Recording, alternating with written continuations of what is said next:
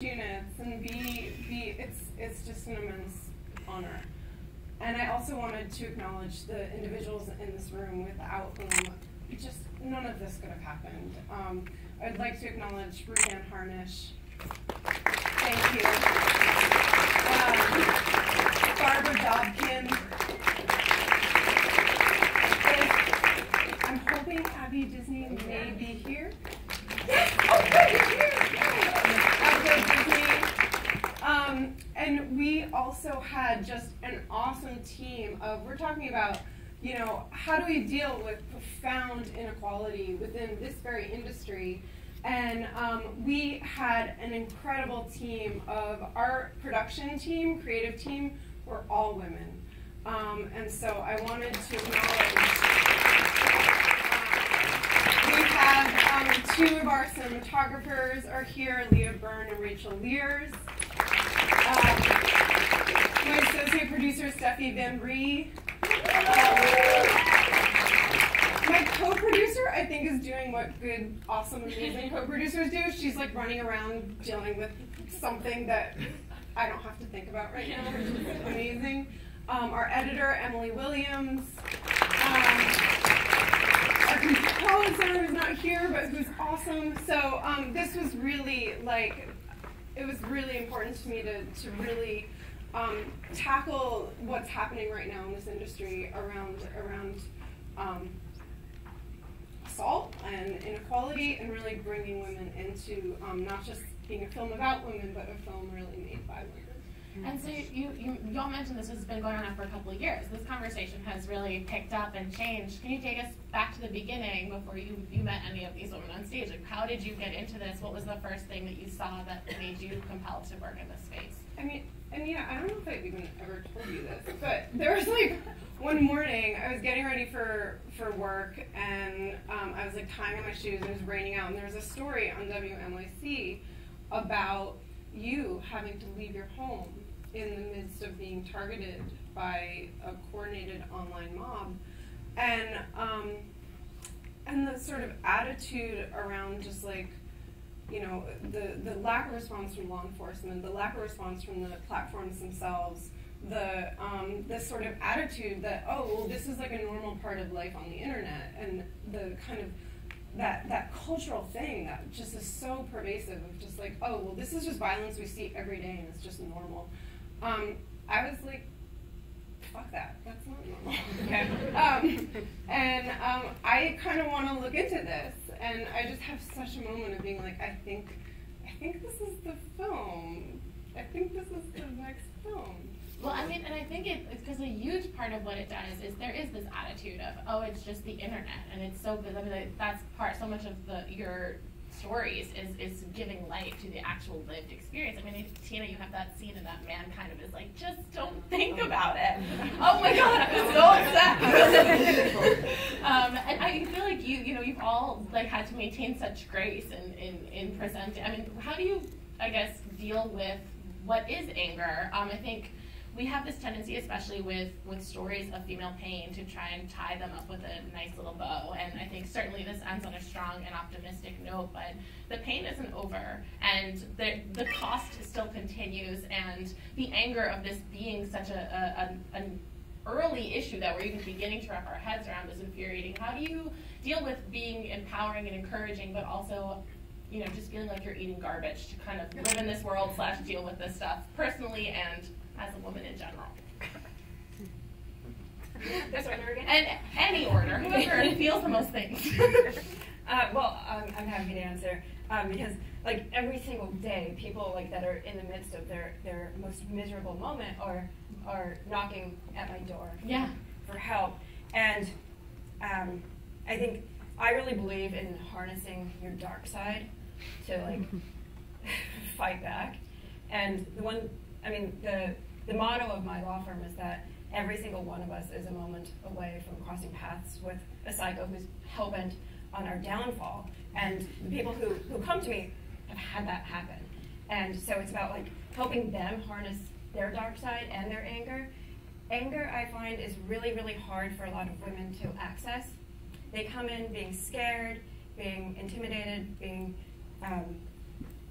just quiet, and if I can actually make them angry, then it's progress. Yeah, I mean, your law firm is like productive anger, basically. It is. It's kind of alchemizing the anger and then like using the courts and legislation to like fight back. And then adding really nice wallpaper. Yeah, it's not all I do. I'm not only like an interior decorator attorney. And while I have you answering, I'm interested also in kind of some of the legal. I know you said when you opened up, you didn't want to talk specifically about the person who did this.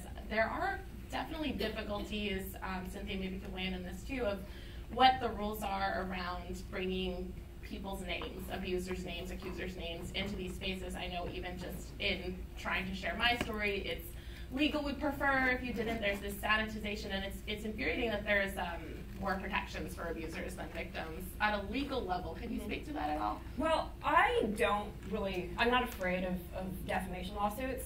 And the funnest thing about a defamation lawsuit, I mean, that's what we're talking about, is if you use somebody's name, then they're going to sue for defamation. And I didn't have to bear the legal concerns that Cynthia did for this film, but just when talking to my clients, it's like, if you get sued for outing somebody for rape or something, your defense is the truth. So then whatever you accuse them of and that the defamation suit's about is basically what's the whole case is about, and so you get to kind of prove the injury. Yeah. So I personally like bring it on. Okay, we can hear and then Anita, you deal with this at this level of like a deafening noise. I mean, you've had the practical effects of the direct threats, but there's also just that ugly force in a social media space. How do you think about what have you heard as the kind of obstacles between platforms not doing more? I mean, it feels like there's so many obvious things that can be done. Like, how do you make sense of the total lack of ethics in tech, I guess? Yeah. So I feel like dealing with online harassment is sort of this three-pronged approach, right? There's the legal side, there's the tech side, and then there's the sort of larger cultural change, which all integrate into each other. And I do most of my work around the tech side, so I consult with I consulted with all of the major tech companies several times, social media companies, sorry. And, it's fascinating to be in a space for as long as I have doing this work and how rapidly we have come to recognize that online harassment is real, right? So like 5-6 years ago when I met with Twitter, they had like 4 people on their safety team and were like, yeah, no, we don't have any resources, sorry. And I was like, what? And to now, like there's a safety council and there's, like they try to communicate with us about what they're doing, which, we can talk about the specifics of whether that's working or not, but like that's such a huge difference, right? Between ignoring the problem and being like, well, actually asking the questions of how to address it. My concerns are that these platforms were built from the ground up by white men and tested on their families and their orbit of people who look like them, and they never thought about how their platforms could do harm. So what happens is when it takes off and you have millions of users, right now it's putting Band-Aids on this like geyser of harm and chaos on these platforms. So what the companies are doing is they're just sticking these Band-Aids on, and we need those because we need to be protecting people today. But like, can you ever fix a platform where the foundation is fundamentally flawed? So really the question at some point is, what is the next Twitter? What is the next Snapchat? What's the next social media company? And are they going to recognize that they have to build in anti-harassment functions from the get-go? And like, I live in San Francisco, and I'm around, I hear startup conversations at coffee shops all the time. They're the boring conversations.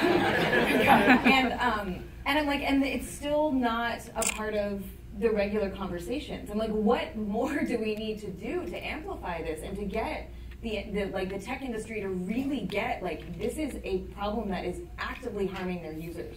And what do they care about, right? Like, what do their platforms stand for? Like, do they want Nazis on their platforms? Do they want, like, there's all these questions about what they believe in. And I think that that's the thing that a lot of us go into these meetings with, and we're like, really? Actually, it was Marianne in a meeting at Twitter who was just like, at the end of her rope, and being like, what do you stand for? And I was like, oh yeah, like that's the question, right? And it depending on what you stand for is going to determine how you operate and how you enforce rules. And I think, like, that's where I'm at with this. I'm tired of giving them all of this free labor and what is happening and how quickly is it happening. And that it constantly turns to the victims to solve the problem. Always. Also is miraculous. Always, yeah. And I think the platforms are just not built with human users in mind. Like it's like the idea that profitability would somehow be prized first. There seems to be this idea, I think the term is called affordances, where there's this people believe what they have the right to say. And it's kind of just like this one note, First Amendment. It's like, that doesn't apply to Twitter. Twitter is a company where you can be denied use. But I feel like it speaks to that, like, it's just the internet morality. Oh, sorry. Yeah. Yeah, no, you go into all these places and they're like, but freedom of speech. And you're like, but you're not the state. Right. You're like,